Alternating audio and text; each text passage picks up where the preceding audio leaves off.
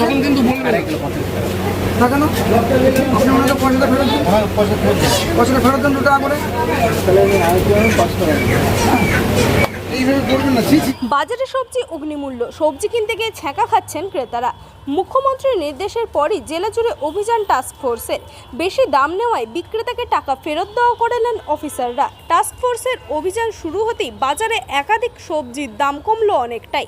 বৃহস্পতিবার সকালে বর্ধমান শহরের তেঁতুলতলা ও রানীগঞ্জ বাজার সহ একাধিক এলাকায় খুচরো ও পাইকারি বাজারে অভিযানে নামলো জেলা টাস্ক ফোর্স। রেগুলার মনিটরিং ও অভিযানের দাবি ক্রেতাদের।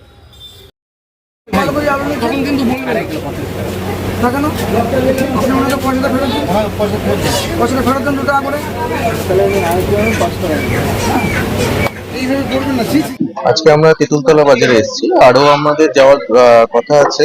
স্টেশন বাজার এই সমস্ত চত্বরগুলো আমরা ঘুরে দেখছি, বাজার রেটটা আমরা দেখছি এবং বাজার রেটটা আমাদের ডি ম্যাডামের ইনস্ট্রাকশনে আমরা বাজারগুলো ঘুরে দেখছি। তো মার্কেট রেটে কিছু জায়গায় এটা রয়েছে, তো এমনি ওভারঅল আপাতত যেটা দেখে মনে হচ্ছে যে ঠিকই আছে।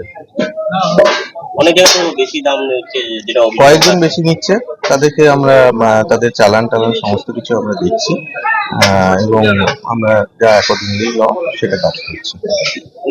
এটা জেলা প্রশাসন, ডিএম ম্যাডাম ইনস্ট্রাকশন দিয়েছেন আমাদের, সেই হিসেবে আমরা এসেছি এবং আমাদের রাজ্য সরকারও কৃষিজ বিপণন দপ্তরও সেই ইনস্ট্রাকশনই দিয়েছে, সেই মতো আমরা কাজ করছি।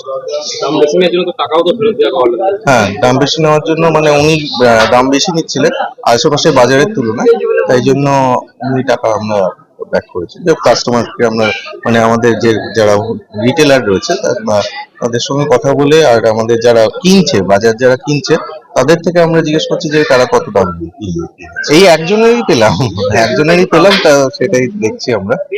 আর এমনি আমরা টোটাল ওভারঅল মার্কেট দেখলাম, ইনি রেট বেশি নিচ্ছি।